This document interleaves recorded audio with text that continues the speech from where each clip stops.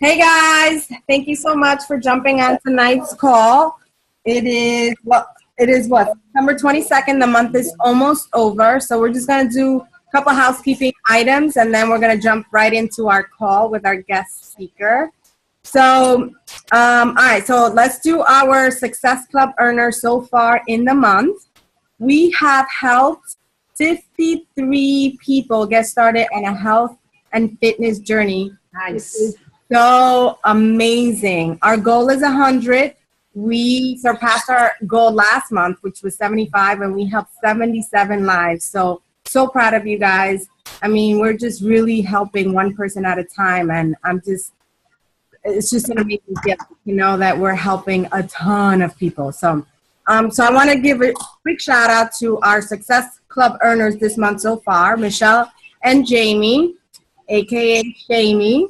Success Club 15, Nilda at Success Club 12, and in her husband's business, Success Club 2, Carolina Lopez, Success Club 8, Amy Bear, Success Club 8, Bernie, Success Club 7, Maritza, Success Club 6. Girl, one more month, you earn your summit ticket.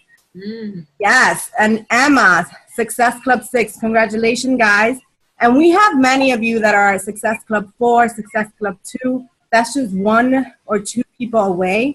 So let's leverage those challenge packs that are on sale all of this month. $140 is, I mean, you can't beat that. So let's make sure that we're leveraging that. And then one more huge shout out. Where is she? I can't see you right now. You always have like all this light around you. Please help me congratulate our newest diamond. Make some noise, guys. Unmute yourselves. Woo! Yeah, killing it in her business. She came in with fire. She reached that rank in 2 months. And I mean, she's been hustling, working hard, consistent every single day. So make sure that you guys are using that to-do list from your power hour, because that's what got her to diamond. So I'm so proud of you, girl. You mean business. So, and which means that Team Advent started our 7-star qualification today. So I'm so proud. We're doing big things here, changing, and ultimately we're just saving a ton of lives, because that's what it transfers to, right? So now we are going to give the floor to our guest speaker, Cim Carver, who is our Senior Director of the Latino Market. He is actually known amongst the entire network as the coach, my mentor, and he is super amazing. If you guys were at our New York City Super Saturday, the last one, you guys probably had a lot of tissues next to you, because I know I did, and it wasn't even enough to say the least. But so I'm gonna give it to you. Hopefully he won't make us use some today. No, today will be it'll be a tissue-free evening. So yeah, okay. we're gonna talk straight here. Well, thanks, Gabby. What a pleasure it is for me to be on here with you guys. Gabby and I have a chance to talk about all of you on an almost weekly basis. Gabby has to put up with a lot of crazy travel schedules. I wear 2 hats in the company anyway. It doesn't matter, but I'm excited to be here. I'm excited to be here and share some time with you guys tonight. And it was interesting, as Gabby and I were actually talking yesterday, and we chatted for just a little bit about kind of where the team was at, what things were the awesome things that are going on right now. I mean, 7-star qual, guys. I mean, that's some rarefied air as a team. So that's fantastic. And congratulations on that. That definitely is a team led accomplishment, which is great. And a lot of good things going on right now. And one of the things that I talk with Gabby a lot about is how do we kind of look a little bit ahead of where we're at right now to make sure that we stay prepared for what's coming down the pipe. And so what I want to do tonight, if I can, is talk to you all pretty directly about some things that I think will hopefully be fairly timely for where everybody's at right now. If you have, a pen and a piece of paper, some notes to write down, kind of maybe highlight a couple things that I want you to think about. But here's the way that I found works best when I do these types of calls. Is we'll talk about kind of what the principle is. And the reason is because if you understand kind of what the principle is, that's where some of those aha moments will happen, because you know your business more intimately than I could even know it, of course, more intimately than Gabby will know it. And you're the ones that will have the greatest insight and sensitivity onto what the next steps need to be with your business. And one of the secrets of growing your own business is to look for ways to be incrementally improving at all times. The analogy I use with Gabby and the coaches I work with is, I want you to think about it kind of like a path, right? And as long as we stay on this path, and as long as we're moving down the path, then everything we want from our business will come our way. Sometimes when you're going down that path, you're going to be running, and sometimes you stay on path. All the things, like the goals, really then the idea is how do I take these next steps? You guys hear me okay? You're cutting in and out a little bit. Robin, my video was dropping. Ooh, I thought it was me. Am I? You know what? Let me go tack. Hold on. Okay.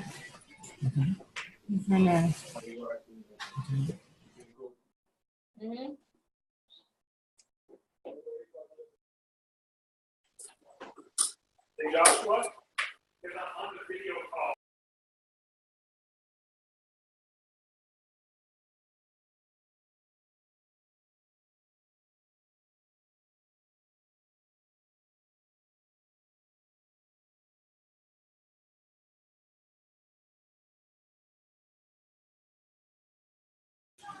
Kim, I muted you, but I don't know how to unmute you. Here it goes. Unmute. No, I don't think I did. Well, I just unmuted myself. You hear me okay? Yeah. Okay, sorry about that. All right. Well, It's still freezing. my son just got kind of into the Netflix series The Flash, and so he's been watching it, like binge watching. I'm still free. Yeah. Is that any better? No, do you want to make... Let me disconnect and I'll get back on. Yeah, do that. Yep. Hey, guys. We'll jump right back on. Thank you, everyone, for jumping on. You see, you weren't the one with the problem. Right. I started freaking out about mine. I'm like, wait, Optimum, no! Not now, right? We'll jump right back on. Is it better? Yes. A little bit? Better. So I don't know how much of that preamble you heard or what all that was, but basically the gist of it is we'll talk a little bit tonight on some principles so that you know how to apply those, hopefully that you can apply those to your business, because you know your business better than I can, better than Gabby does, and it is your business. But beyond the principles, I will try to give some examples to help make sure that we have some understanding. The goal in this is that you have some takeaways. The goal in this is that you continue to take steps forward in your business. That's that path I was talking about. If that came through, right, that we stay on that path and keep making progress down it. So here's the question that I want to start with. And this is probably one that I just want you to think about. I'm not going to have you come off mute. But in your opinion, why is it that some coaches succeed in starting a coaching business while others don't? I'm going to go right there. And the reason why I want to go right there is chances are some of you on this call, some of you are harboring some fears around that. Some of you are feeling inadequate to achieve some of the success that maybe you hope to get. Some of you are at a stage right now where you're in a good spot and things are moving forward and you're thinking, nothing's going to stop me in this place, which is great. But some of you are also now have been working on a little bit, and you're starting to realize kind of the work and the things that are involved with that. And that idea of what makes a coach successful is kind of a tricky one. Each one of you can kind of decide what success looks like for you. And if you haven't done that, I would encourage you to be able to do that and to make sure you define what success is. But I want to share with you a couple thoughts on this. In my experience, in the last 15 plus years of doing this, and before that, being on your side of the fence, I guess you could say, there's three things, and this is what I want you to write on your paper. The first one, what are three things that kind of separate successful from unsuccessful coaches, okay? The first one is experience. Now, next to experience, I want you to write in parentheses, habits plus skills, okay? In this business, a lot of people come into it, and you have to learn a new skill set. You have to develop new habits. If you think about when a new coach gets started, right, we're saying, okay, we need to learn social media skills. We need to do some of these other pieces, learn skills around different types of conversations. We need to have all these things. That's what experience comes into play, right? And the experience is something we just have to get. There's no other way to do it. You can read every book. You can watch every podcast. You can do every YouTube video by every coach. You can do all those pieces. But as Gabby will tell you, the only way you're going to get experience is by doing it. You're the only one who can experience your business. Your business will be unique to any business in the network. And so therefore, you have to really experience that. Divided in that, then making sure that I'm developing the right habits and I'm building the right core skills, right? And the core skills are really around, attracting, inviting, connecting with people, running effective challenge groups, and helping mentor coaches, right, through the onboarding process and those pieces. And that's what this call is about. The second one then, so the first one, what separates people is experience. The second thing then is consistency. Now, consistency, what I want you to write in parentheses next to that is hard work plus patience. So consistency really is a combination of working hard. Now, let me define working hard. Some of you have full-time jobs. Some of you have family. Some of you have other obligations, and that's fine. And when I say hard work, I don't mean hard work in terms of hours.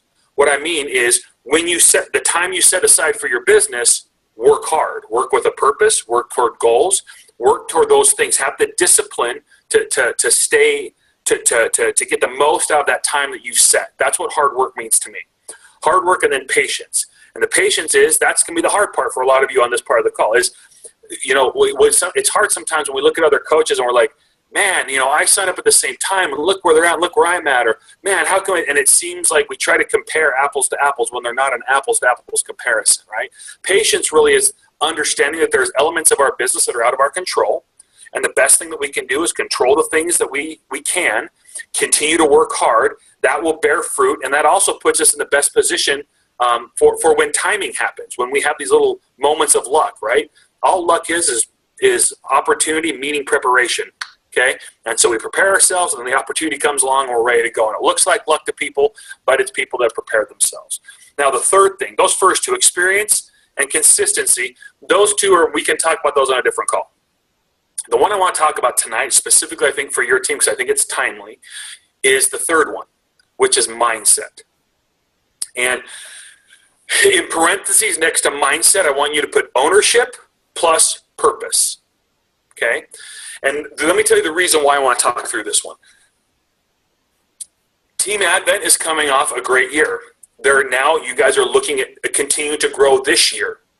And last year, you achieved some firsts. This year, you're going to be achieving some firsts, right? The team continues to grow and mature. The team continues to develop itself. All these things are great. But very quickly, and I think right now as we're starting to see this happen, the next steps for everybody is going to really be dictated by this mindset piece. Because if I think you guys understand the experience and the consistency part of it. I think you understand it. There's a lot of work still to do. There always is in those two areas with the habits and the skills and the hard work and the patience, but the mindset right now. What I see often at this stage of the business is people on a team get kind of comfortable in a role. Here's Gabby, she's the leader. I'm Gabby's, her diamonds. I'm her main people. I'm her lieutenants. Then I'm the other. And they all we follow that human nature to say, okay, where do I fit in this group? And then we start to settle in our mind. I will tell you that Gabby's goal for every single one of you is to exceed what she's done in this business, is to pass her up, is to grow, to be independent, to do all the things that you want to do with your business. So the question now is, Do we see ourselves that way? How can we avoid falling into the trap of just saying, okay, well, my role on this team is to be down here or over here, instead of how can I continue to grow and develop myself so that I can become more and more independent, more and more successful, so that I can break out and have my own team calls and do my own team retreats and do my own things like that. And some of you are there, but I know some of you also are probably falling into that. And it's deceiving because it feels comfortable. It feels familiar. Everyone kind of surrounds you with that. Everyone celebrates that or kind of or appreciates that. And we have to now take on that next that next level, okay, around the mindset. So as much of this kind of seems, when I say mindset, it seems like this soft science, this froofy, doofy, lovey, huggy thing. It's not. That's not what it is, okay? It's actually a pretty important piece. Because my question for you is this: Are you owning your business right now? Are you owning it? Or are you letting other things own it? Are you letting Gabby try to own it? Are you letting fear own it? Are you letting complacency own it? Because you've created something and someone's owning it. And if it's not you,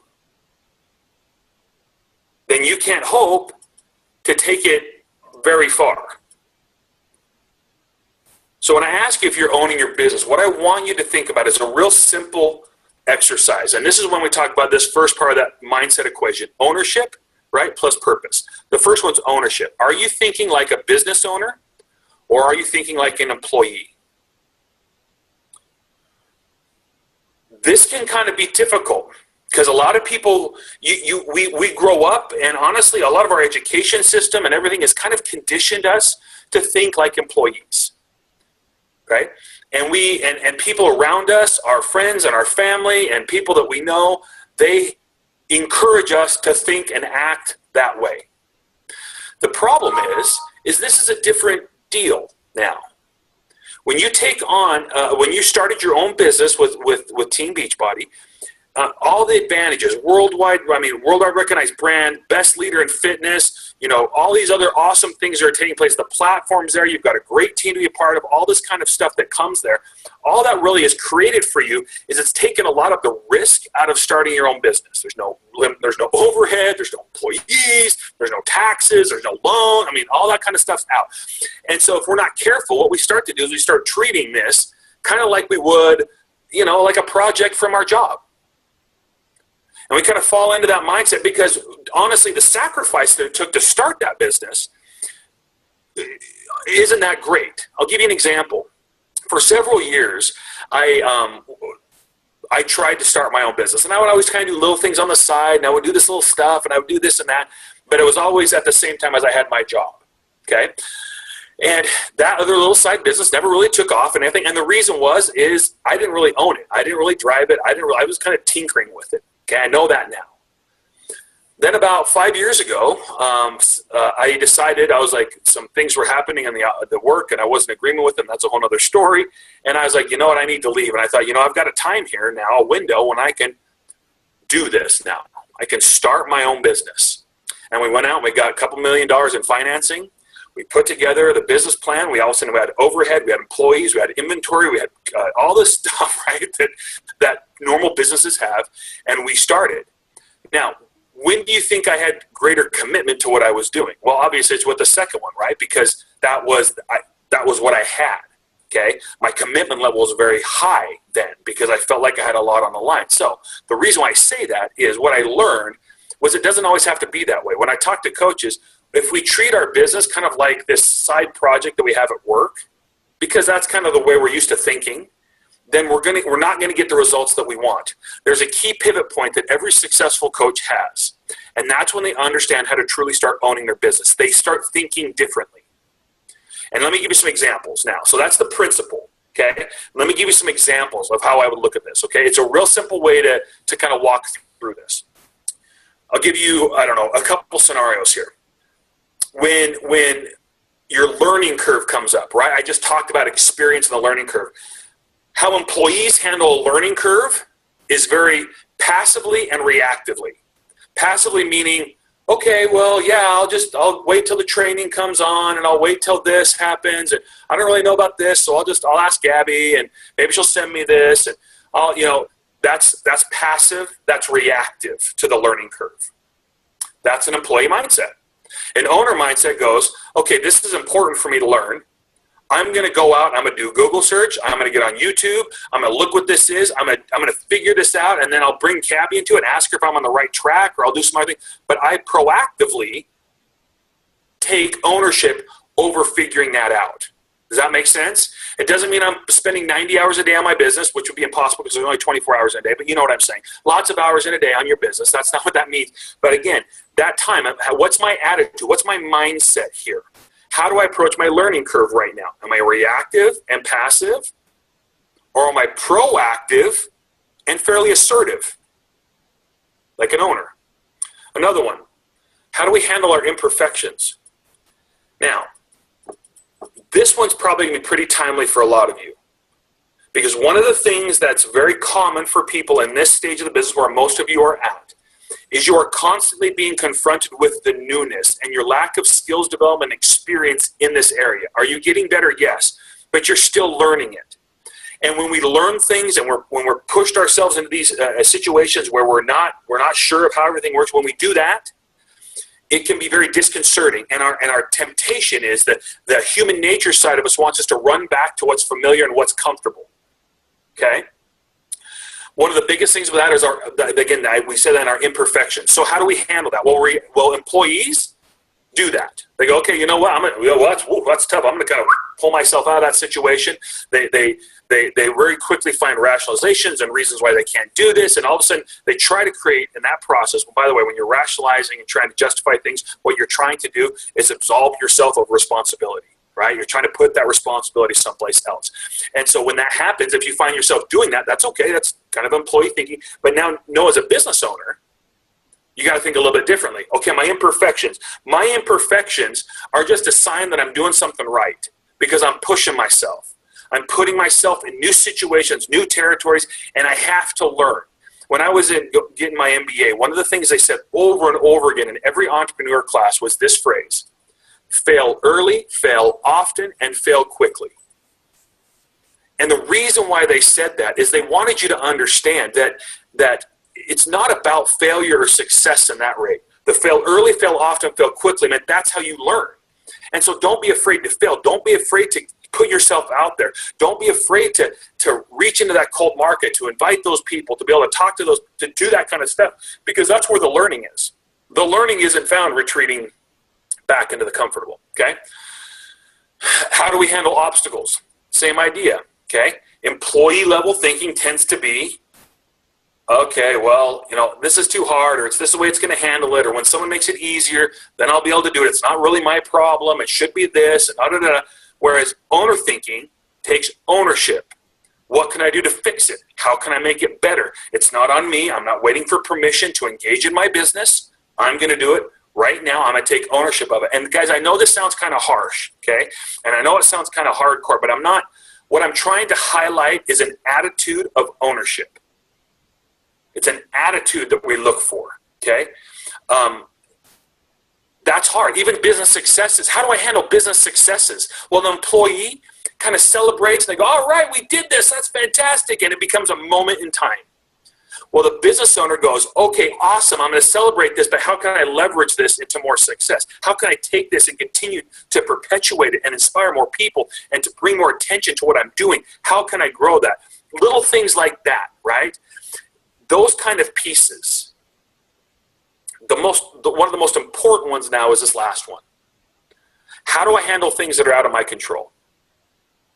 Gabby hates it when I talk to her about this. I say the word control the controllable, and I just see her eyes roll in the back of her head like, oh my gosh, buddy, you got to get some new material, okay? But I talk a lot about controlling the controllable. Employees fixate on things out of their control. Employee thinking. It becomes almost like the narrative to a soap opera, okay, of what's happening in their lives. The things that they can't control, and oh my gosh, and I'm so frustrated. Of course you're frustrated. Of course it's draining you. Of course, why? Because you can't control it. It's not doing you, and so it just sits in your brain, okay? And while employee level thinking is okay in doing that, you guys can think about employees that do that all the time, right? They sit around the water cooler complaining about the boss, complaining about the situation, complaining about this, complaining about that. Why? Because they're just thinking, well, at the end of the day, my paycheck's going to keep coming and, whatever. I don't really care. Owner thinking looks at things out of their control a little bit differently. They say, I don't really have the time to really indulge in this because it's taking me away from things that are pushing me in the direction that I want to go. Okay? I can't control luck or timing. I know that the best thing I can do to do that is make sure that I'm prepared and that I'm working hard and I'm putting myself in the position of greatest potential so that when that happens, I'm ready, okay? Rejection, failure, obstacles, other people's successes and failures, all of these things, employee thinking, it stops us. Employee thinking, it drains us. Employee thinking, we pause. Owner thinking, we go, okay, can I learn something from it? Okay, great. Now what can I apply around and move forward? Because honestly, it's a waste of my time. I don't want to go over here. It doesn't matter because I know what direction I'm trying to go. I know what I'm trying to do, and I need to focus on executing on my game plan so I can get there, okay? Those things almost become a nuisance, all right? So,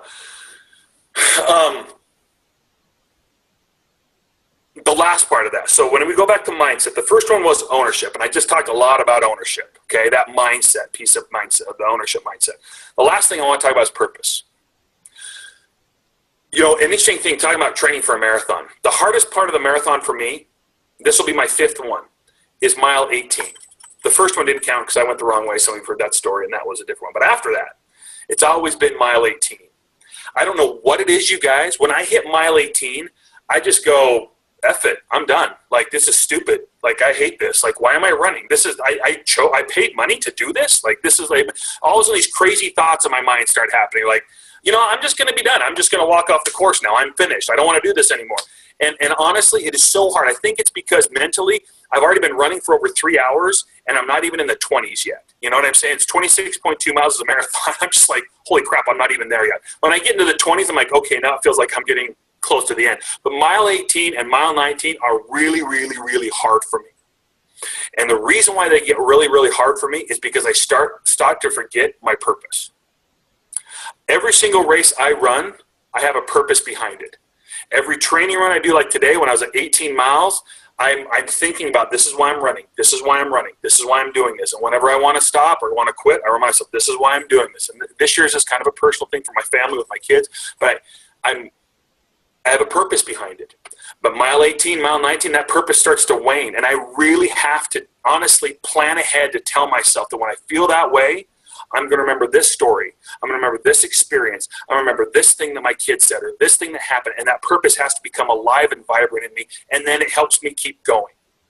Right now, a lot of you are kind of in this mile 18 phase of your business this year. You've been running a lot the whole year. And you're kind of like, holy crap, is this year almost over yet? And you're like, oh my gosh, we're in September. And we got to make a hard push for the rest of the year, you guys. We haven't crossed the finish line yet in the year. We still have places to go. We have time to go. And so this would be a great time to make sure that your why, your purpose is relevant to you. It's present in your mind. It might need some dusting and some life breathed into it. You need to touch that again if you haven't for a while. And the reason why, in addition to kind of helping you continue to go and have gas, right? Have fuel in the tank. Gas is if you eat lots of beans. But having fuel in the tank, the reason why we want to do, in addition to that, right? How do I say this? If you're thinking like a business owner, what you want to do is create a business that's very attractive to people. That when people touch it, they're kind of drawn to it. There's something that resonates with them. Positivity, proactiveness, those type of things, positivity, proactiveness, and purposefulness, those 3 Ps, positivity, proactiveness, purpose, are what create, its essence, very, very attractive environments for people. They want to be around positivity, uplifting, can-do attitude people, not irrelevant, not ignorant of life's struggles, but even struggles have a silver lining, that type of a thing. The purposeful side of it is this. When you get purpose into your business, you're giving your business depth. You give your business depth where people can connect to it, where it will resonate with people, especially in today's age, you guys, where people do more and more transactions with companies that they kind of connect to and they believe in. and they feel like it has a purpose behind it. And it doesn't mean a purpose like we're going to, take a portion of all of our sales and take it to the, the homeless shelter. That could be it. But what I mean is the person leading it is purpose driven. And you can tell those kind of people. And the funny thing is people who are purpose driven also make great leaders because people want to follow them. People want to get and do part of what they're doing. And your purpose will come out when your why is strong. And it will help your mindset. Not only keep positivity, but also help attract the right kind of people to your business, okay? Guys, I know, sorry, I've been rambling now for almost 30 minutes straight, but the reason why I wanted to talk about this tonight, specifically a lot about a mindset, was I think that in my experience, that is one of the key pivots that a coach has to do to put that to really take that turn towards the success, the big success of things they're really going after, to really help their business expand. And my experience also says that it's about this stage in the business when that starts to get pushed in you. Okay, that's what starts to get pushed. Now I'll tell you what I'd be looking for, what I know Gabby will look for. But one of the ways that I'll know when people start to make that switch is how you act, how we conduct ourselves. Right? We don't we're not on again, off again. That kind of stuff. We're consistent, okay? We're consistent. And whatever time we can allocate, we're consistent, right? We'll start to see more rank advancements, not because we're chasing rank, but because we're helping more people and we're duplicating what we do that will create that rank. We'll see more stability. Stability born from someone who is engaging on a consistent basis. Now, it doesn't happen overnight, you guys. If anyone told you that this was going to be some just show up and you get a paycheck, they were lying to you. That's not what this is, okay? Those are illegal, okay? This is a legit business. And as a legit business, it takes time. It takes time to build that clientele, build that base, build that marketing, build that understanding. But guys, you can do it. You guys are in the right place at the right time, doing the right thing with an amazing company. This opportunity is phenomenal. I've never seen anything like Beachbody in all my years of being around this. We can never take it for granted. We can never just get so comfortable and familiar with it that we just forget how special it is, because it's very, very special. And especially being able for you guys to be a part of this team where you're at. Guys, people there are coaches now where they would kill to sit in the seats that you're sitting in right now. Having the leadership that you've got, the commitment that you've got, all that kind of stuff. So all those pieces are in place for you. The only variable in that right now is kind of where you're at and what you're going to do. So my question is, during the last, I think, 97 days of the month, 94 days of the year, what are you going to do? How are you going to end strong? If you're at mile 18, how are you going to get in touch with that why and keep going so you can finish strong this year? Are you going to take ownership of that? Or are you going to say the right things and use the right words so people are impressed and inside know that you're really not going to commit to that? Or are you going to make the decision to take greater ownership of that? To have the courage to push yourself? And what does that look like for you? You've got the right support structure in the right place, like I said, but only you can make that choice. So my invitation to you tonight is make it. Don't overthink it. Don't overbake it. Just make the choice and start acting. Fail early, fail often, fail quickly. You'll learn as you go. It's okay. You don't have to be perfect. Okay? But make the decision and go. All right, Gabby. I'll stop talking now. Or I could answer any questions people might have or whatever. Whatever you want me to do. Yeah? Well, within reason. Wow, that was amazing. I literally took like four pages of notes. Well, you write really big, so I'm sure it was like a half a page of normal I'll notes. take pictures and send them to you. Thank you. That was amazing. Right? Didn't I tell you guys? Coach Whisperer? Coach Whisperer. Let me to the gallery so you could see. Yeah. Ask questions. Please unmute yourself.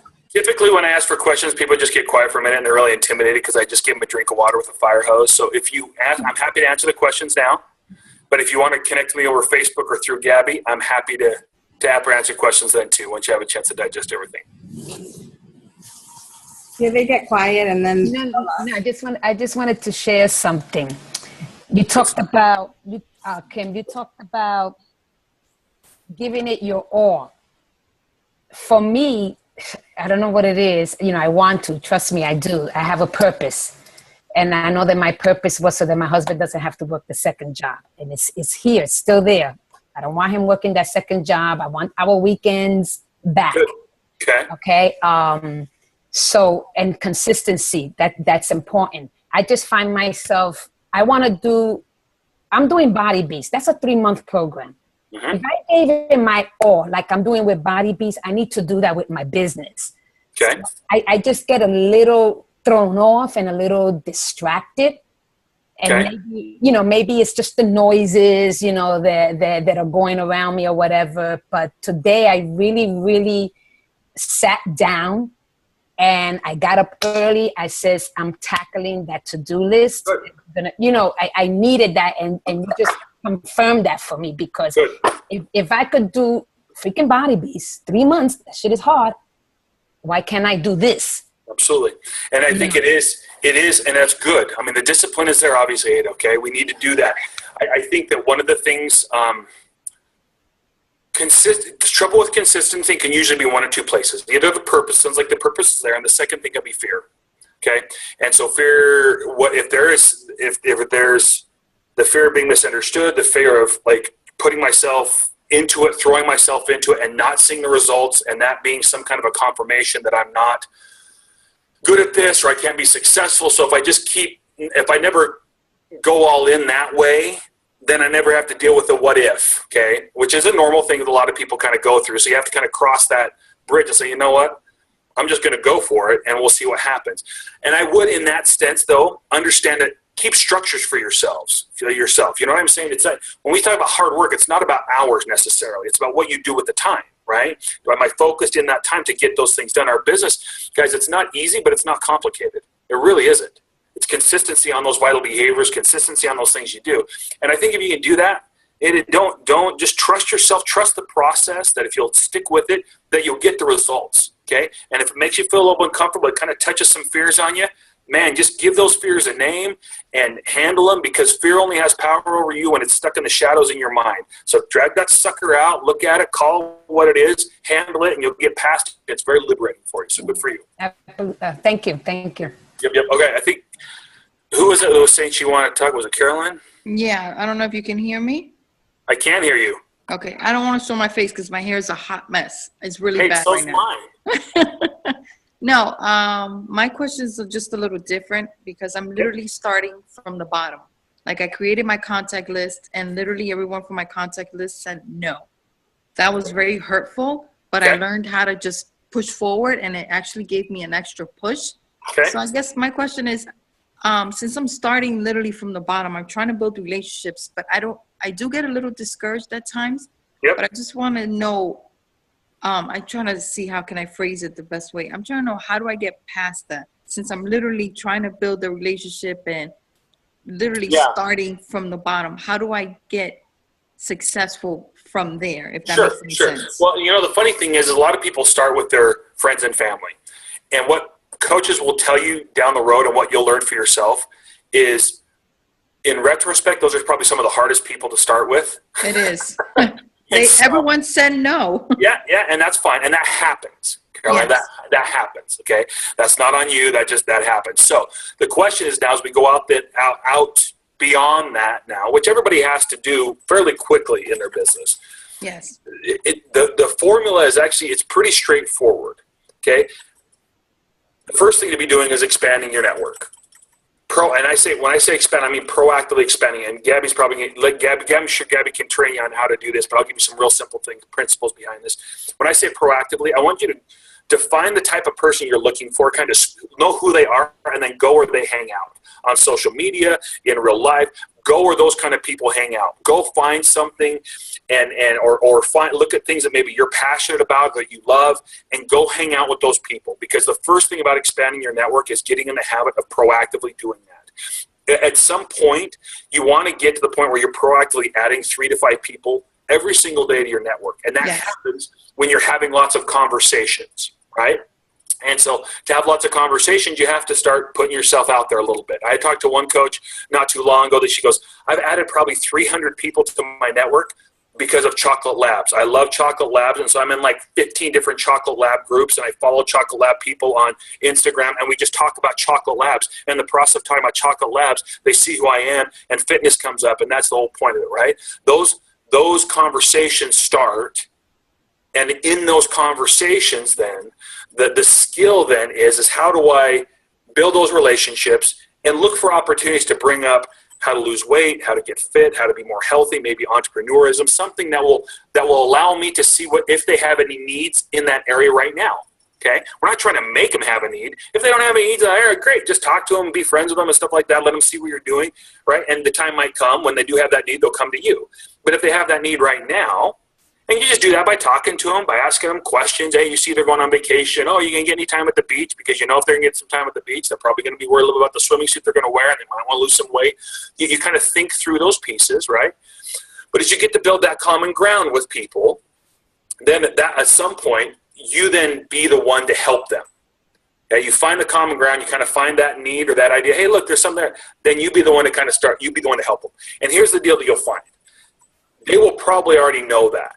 If you're being consistent on your social media, doing things like that, they'll already know that with you, and that will be a much easier conversation than you think it is. But if you make sure to put the person first in your discussions, then it won't come across as salesy and it won't come across weird. In your mind it might be, but to them it won't. All right? Yes. And so that's what I would do, and I would get really, really focused on that piece. Here's the second thing you're going to find about friends and family, especially the ones that tell you no at first. What they're doing right now is watching. They're watching. And they're like, is she going to stick with this? Is this just something? Have you done these type of businesses in the past, Carolina? No, this is actually my first time. I've actually been a stay-at-home mom for a few years now, so this is very new to me. Awesome, great. And so whether we've done them in the past or whatever, they're in, for some reason in their mind, they haven't included this part of you in their paradigm of how they see you. Okay. When you're consistent, they include that in there, and pretty soon what you'll find is these ones that are the hardest ones to win over will be, once they see that you're sticking to it, things are happening, that's kind of pieces. It will be important that you kind of see some progress. I mean, the first time you hit, a rank or things like that, boy, I'd make sure that's on your page so that people are going, oh my gosh, look at her, she's going, right? But that process, and they'll come back around. They'll come back around to it, all right? So that would be where I would start and keep it real simple in that regard. Keep being consistent in things that you're doing. Always make sure you've got a challenge group you can invite people into, that kind of stuff, and just trust the process that it will keep going. Don't get impatient with it. Oh no, I'm very patient. With 3 kids, I'm very, very patient. Exactly. Thank you very much. Yeah, you got this. Thank you. Yep. Awesome. Anyone else before we let Cim Carver go back to his family? Gladys? Hello, Team Admins. Hi. So, you don't know, but I tend to ask questions. I always have to ask questions. Do it. Thank you so much for being on the call. I mean, like, wow, right? My pleasure. It's very, very different, and I'm actually nervous to ask you a question. Oh my God. Don't be nervous. No, it's that for real. It's like, let's be serious, right? And how many businesses do you get someone from corporate on a weekday at 10 o'clock at night? It doesn't happen. Well, so, I kind of like you guys. So, my question is, right, with all the responsibilities that you have, aside from your business, your family, what is it for PD that you do? What do the top people do? Just because I feel. Question. Say that one more time. Oh, sorry. What kind of PD do you do? Oh, personal development. I thought you said PT. I'm like, physical therapy? Well, I don't really do anything there, but I'm in pretty good shape. PD. So what I try to do, honestly, is I typically have 3 books in play at any time. This is just, I like to read. So I always have one what I call bubble gum for my brain books. And those are the ones I read at night before I go to sleep. It's just fantasy book, whatever, stuff that has no purpose other than just pure entertainment, okay? Yes. Then I always have 2 personal development books in play. And one of them always tends to be the kind of the interpersonal stuff, like understanding myself better, being more self-aware, understanding other people better, kind of understand that. And then the second one tends to be business or leadership skills. So right now I'm reading a book called Grit, okay, which I really like. It's actually a really good one, but Grit is about this. The premise of it is basically the impact of hard work. Like hard work trumps talent is basically what the premise is. Okay. and which really resonates with me. Those of you that know me, that's one that really resonates with me. And so that's kind of that self-aware one. And then the second one right now that I'm reading is Smarter, Better, Faster, which is kind of more of the leadership skills kind of thing, but it talks about how people how to increase productivity, I guess. It's the same guy who wrote The Power of Habits. And so it's his new book, and I really like it. But I guess what I try to do is do that. I try to keep a balance of personal development in those two areas at all times. And it usually takes me a month and a half, 2 months to get through two, but depending on how long they are. I do try to keep, I have a notebook in my office, and usually I do a lot of my PD reading in the morning when I get to the office. And so I in that book, I just kind of write notes. Like I'll read a chapter and I'll highlight stuff. And then to help with retention, I'll go back in and look what I've highlighted and kind of write my thoughts in this book. And that also makes it's really handy then, down the road, if I'm looking for things, I can kind of open up that book and kind of look at the different parts. And anyway, that stuck out to me. So that's how I recommend PD. So I guess what I'm saying is I wouldn't get high-centered in one area. I would make sure I had a balance of things. And the second thing I would say, Gladys, and just kind of talking to you for just 1 second, is I'm going to make this statement, and I think it will probably apply to you, but if it doesn't, then just nod your head and go, whatever, white guy, I don't care what you say. Okay. So, Gladys, you're not broken, and so you don't have to be fixed. Don't go looking in these books from a standpoint of I'm lost. I'm this person who has to be put together, and these experts are going to tell me the secrets of what to do. Approach personal development like, okay, I've got things the direction I'm trying to do, things I'm trying to do. What insights can I gain from these people that will help align to the things that I'm trying to do? Okay, that's what I would say. If you don't, then what you'll do is you'll end up jumping like this from thing to thing to thing, depending upon the author that you're reading. And they don't always agree with each other, okay? And you'll spend your whole life trying to find the secrets and trying to find validation instead of just learning the skills, okay? And that's all I'll say on that. It's kind of a sensitive subject. I said no tears tonight, so keeping that promise. You really are the coach whisperers. My second question. I'm sorry, the name of the second book. I missed that. Smarter, Better, Faster. Okay. Go ahead. When's Coach Summit coming to New York? Oh, man, if it was up to me, it'd be there next year. I like New York. I lived out there for a while, so I'm a fan. But I don't know. You guys have poll now? Go ahead. That's a whole other department. And honestly, I'm glad I don't have to deal with it because that would be crazy. But I don't know. Mm-hmm. I had to ask. I don't fly, so. Yeah, no, I don't blame you. But Kim, you are in New York on November 7th, I believe, right? For the 4 vital behaviors. We were going to do it, but we actually ended up moving it because with Joe and Jericho coming the week before, it was going to be kind of too much to kind of lay on the market council and everyone in that area to try to do 2 big events. And so I think we'll push it a little bit, but I'll be back out there for sure. Okay. All right. Yeah. All right. Very cool. All right. All right. Thank you so much, Kim. You guys are awesome. We appreciate you. We appreciate the time that you took, outside of your family to spend it with us tonight. Thank you for your knowledge, for your leadership. Hopefully it helps.